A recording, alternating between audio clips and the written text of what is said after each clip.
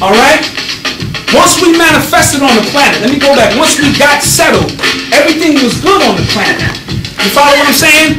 And what we did was, we began to use art as a way to preserve those sciences. So whichever pathway you came through, if you was into an earth element, you manifested your secret sciences through the hieroglyphs.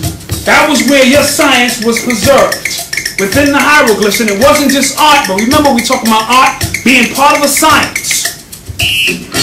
Through the air, the drum, the sacred drum, the powerful drum, the drum used when we was going to war, and the drum used when new birth was being born on the planet. We pounded the drum. The drum was the heartbeat, and we would sync our heartbeat up, and whether the drum was going up tempo like this, unless the drum was going slow, your heartbeat and you would resonate with that drum.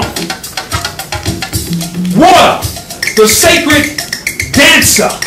The body is more than 70% water, and it's composed of so many elements within that blood and that water. So the sacred dancer who would speak to you not with words, but by the way he or she moved their body with those geometrical formations that could make it rain, that could make the crops go by dancing, strictly dancing. So that science was preserved there for those who came up through that. Then there was the fire, or the griot and oracle, the one who's doing what I'm doing now, that told stories. And we passed that science down from either mouth to ear. The ones who didn't write their science down, they preserved their science and they spit that fire. The ether we'll call the knowledge, the pineal gland. All of this, as A.A. Rashid tells you, is garbage. It's all about the activated pineal gland. So everything was good. And the pineal gland, or the knowledge, connected all other elements. So all the elements were held together by the knowledge. Without the knowledge, the elements would scatter independently and be fighting against each other. But with the knowledge that we all connected, we all were connected. And it was good. Can somebody turn the lights down in the bathroom? Or maybe it's over here. Rich, is the lights over there? Oh, there we go. And it was good. And our people were happy. Land was beautiful. We had no problems whatsoever on the land. We had all the riches, all the gold. We were world travelers at this time. And it was a real beautiful time. And then the ones who were mutants, they weren't like us. The bloodsuckers of the planet were jealous of what we were doing. They was jealous of all the riches that we possessed. They were jealous that we were world travelers. We were intergalactical travels. So what they did is they came in and they murdered and shut the bloodline down. They tried to kill off the bloodline by killing the people. And they were successful for a while, and the bloodline had to escape and attempt to mutate through gospel, through jazz, through the blues, through doo-wop, through bebop, through scat, through rock, through R&B. And the diabolical ones were happy because they were destroying everything that we had worked for. There was no trace of the bloodline, or so they thought. There was no trace of the bloodline. Until the year 1993, something very phenomenal happened in the year 1993. There was a sign that the bloodlines were still alive and they just needed to be activated. 1973, I'm sorry. 1973, and they just needed to be activated. They needed 3 individuals to come and reactivate and open back up the gateway.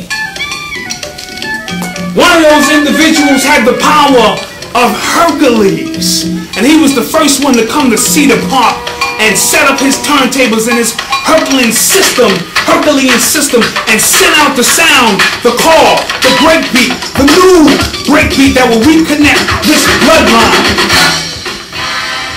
The other had wisdom like, or Buddha-like wisdom, And he would already have the nation of an army, or the army of a nation behind him, of Zulus who was ready to go to war, and he brought the culture of what hip-hop would be. The other had the technological and speed of Flash, and he brought a whole nother element to hip-hop that would reconnect our people to that ancient bloodline from many years ago. And together they formed a pyramid which opened up a gateway which brought, oh, I love that Star Wars. Oh yeah, that's what we talk. We're talking intergalactic here. So brought this energy back into the universe in the Boogie Down Bronx in 1973. And then in 1973, something strange started happening. The people started waking up once again. They started reconnecting with who they were. Yeah. They started taking on the elements. Basic elements started reforming, and that was the graffiti. The hieroglyph became the graffiti artist, so he became the new ones who began to do the hieroglyphs. The drummer became the DJ, as you see here, who took two turntables and began to play those turntables and resonate those sounds, which got the forces going again. The sacred dancer became the b-boy, who began to hit the concrete and show you that we are still of the same bloodline. And the fourth, the fire became the MC, the brother who would stand and spit his freestyles on the corner, rhyme for rhyme, rhyme for rhyme, rhyme for rhyme, letting the people know that yes, y'all, and you don't stop. And the fifth element, the knowledge, was held for a little while until Bambaataa decided to tell us that that fifth element, knowledge, was back on the planet. And it took 33 years really for that knowledge to reach an apex. 33 years, and the date was August 27th, 2006, before brothers began to come together and unveil the knowledge. But also, remember, the diabolical ones were added again at this point. In 1989, they staged war against hip-hop, and they began to bring in gangster rap, and they began to bring in prostitution in hip-hop, and they began to bring in negative messages to once again destroy what we had set up. And they felt that they had won because they were offering our young brothers money, cars, women, and the war was still set, and we... That's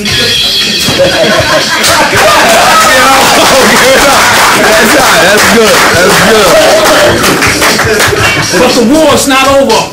So the brothers and sisters who are one of these particular elements, because each and every one of us in here are either a dancer, a writer, an MC, we love music, or we have the knowledge. We are here to bring the knowledge, because as we move closer to the year 2012, when that consciousness shift is scheduled to take place, the only music on the planet will be the music that you are hearing now. And we cannot let these diabolical ones corrupt that music. So we must use the knowledge to put this all back on track. Brothers and sisters, welcome to the 5 Bloodlines of Hip-Hop. All right. Beautiful, beautiful.